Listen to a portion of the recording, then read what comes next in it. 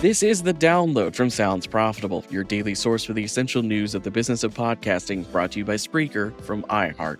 I'm Gavin Gaddis. Here's what you need to know for today, Wednesday, October 30th.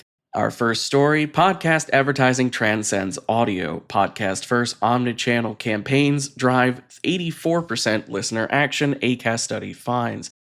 A new study from Acast called the Podcast Pulse is built from an Edison Research survey of 1,031 U.S. residents aged 13 and up. The survey results were then weighted for age, gender, ethnicity, and region against the U.S. Census, American Community Survey, and podcast listening habits from the Infinite Dial.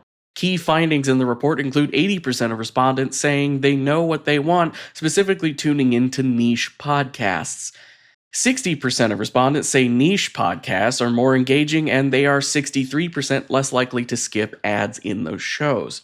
68% of respondents follow 3 or more podcasters on social media. Next up, brands unprepared as new FTC deceptive advertising rules take effect.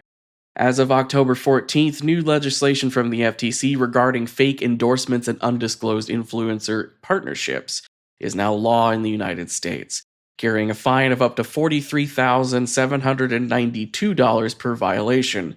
That $2 is what really gets you. One big friction point of the new legislation is the sheer speed at which it was passed, meaning many brands have yet to hear about it before it even became legally binding. The crackdown aims to stem the tide of fake reviews, undisclosed paid endorsements, and misleading testimonials. Next up, SCA's digital audio revenue leads the charge. Australian broadcaster SCA has posted their Q3 earnings report. The company had a 1.5% lift in revenue quarter over quarter. Total audio revenue increased 4.8% in the quarter, which totaled $100.4 million Australian, with a growth of 1.1% in broadcast radio and 48.2% in digital audio, both of which continue a 3-quarter consecutive streak of growth. Next up, attention. This is from the Ad Exchanger Optimizing the News newsletter. Back in September, Ad Exchanger broke the story that the MRC and IAB were joining forces to develop standards and certifications for attention metrics. Double Verify, Integral Ad Sciences, and Adelaide were originally named as the 3 big players in early stages of an MRC audit for attention accreditation. Adelaide is poised to become the first of the 3 to cross the finish line and receive their accreditation after a rigorous MRC audit, a process that imparts a level of legitimacy to both attention as a metric and the certification process itself.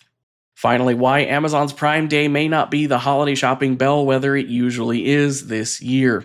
While the July and October editions of Amazon's biannual Prime Day event posted positive numbers for the company, their success does not naturally indicate the holly jolly shopping season they usually do.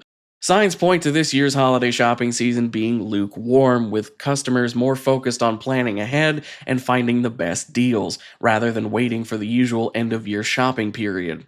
Only 24% of consumers surveyed by Gartner intend on waiting to start their holiday shopping until November and December. This is also compounded by a busy year full of attention-occupying events, from the Olympics to the upcoming U.S. election. Podcasting could be a powerful tool in cutting through that noise and getting brand deals directly to consumers, thanks to our leaned-in audiences and strong trust in host endorsements. As for the rest of the news, Pod News reports discovering Hoy en El País, a podcast produced by newspaper El País, artificially inflated download numbers using the newspaper's website to auto-download episodes without user intervention. WorkX is taking pitches for On Air Fest.